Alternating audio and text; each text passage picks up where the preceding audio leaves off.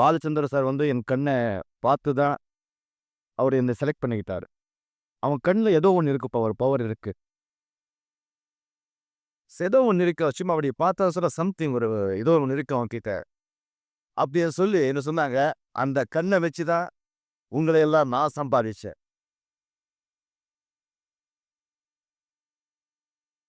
அந்த கண்ணை நான் இப்போ தானம் பண்ணிட்டு இருக்கேன். என் கண்மணிகள், நீங்களும் அதை தானம் பண்றீங்க. என்னுடைய கண்மணிகள் லட்ச பேர்ல இருக்கா. ஆண்டவனுக்கு திங்கியில் நமக்குள்ளதான் இருக்கா.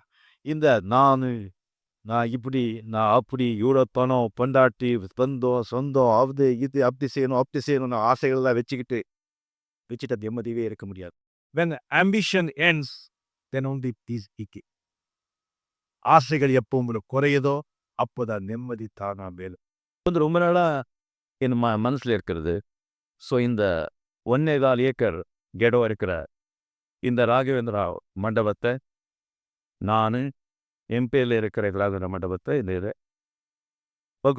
ராகவேந்திரா பப்ளிக் சாரிட்டபிள் ட்ரஸ்ட்டுக்கு வந்து எழுதி கொடுத்துருக்கேன்.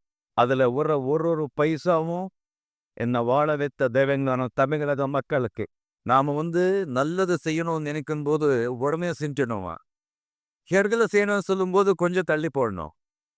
அதனால இந்த நல்ல நாளைக்கு எப்படி இருக்கும் மைண்டு மாறுமோ தெரியாது. அதனால தான் உடனே உயிர் எழுது. அது சரி, அது ஏன் அனௌன்ஸ் பண்ணணும்? அப்படி என்ன உயிரை வந்து எப்போ வேணா மாற்றிக்கலாம், எப்போ மாற்றிடலாம். ஆனால் மேடையில் வந்து சபையில் கொடுத்த வாக்கை மாற்ற முடியாது. எப்போவுமே வந்து நாளைக்கு என் பசங்க மட்டும் இல்லை, எல்லாருமே இங்கே இருக்கிறத நாளைக்கு பற்றி தான் நம்ம திங்க் பண்ணிட்டு இருப்போம். இன்னைக்கு நாம விட்டுடுறோம், நாளைக்கு என்ன ஆக போதும் அப்படின்னு சொல்லி. இன்னைக்கு நாம இருக்கோம்னு சொன்னா பிகாஸ் ஆஃப் எஸ்டர்டேஸ் டீக்ஸ். நேற்று நாம என்ன செஞ்சனோ அதோடைய பலன் தான் இன்னைக்கு நான் அனுபவிச்சுட்டு இருக்கேன். இன்னைக்கு நாம என்ன செய்யறோமோ அந்த பலன் நாளைக்கு அனுபவிக்க போறோம். ஸோ அது எங்கே இருக்கு? நம்ம கையில தானே இருக்கு. நாளைக்கு நல்லவங்களா இருக்க வேண்டாம், நல்லவங்களா இருக்கணும்னு நினைச்சாலே போதும். செய்கைகள் தானா வந்து வரும். வாழ்க்கைக்கு நல்லா இருக்கணும்னு சொன்னா நீங்க கடவுளை விட பொன்னாட்டியை விட நல்ல நண்பர்களுக்கு எதிரான நான் அனுபவிச்சு சொல்றேன், ரொம்ப அடிபட்டு சொல்றேன். அந்த சிகரெட் பழக்கத்தை விட்டு தயவு செஞ்சு நல்லவங்க வாழுவாங்க. கொஞ்சம் நேரம் ஆகும், அவ்வளோதான்.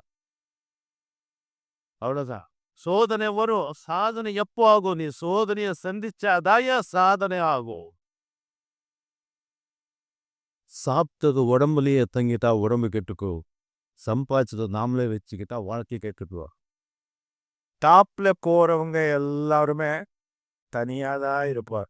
எந்த உச்சிக்கு நம்ம போனா கூட வாழ்க்கையில வந்து நம்ம சாதனை செய்யணும் சொன்னால் கீழே இறக்கி தான் வரணும். மறுபடியும் போகணும்.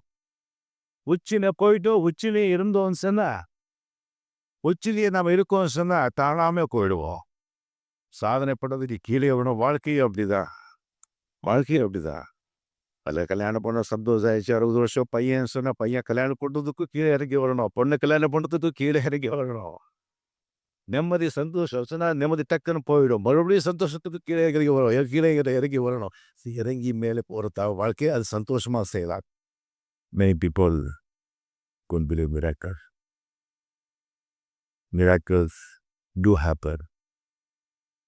See, the ordinary bus conductor sharing a bus with the greatest living legends is a miracle.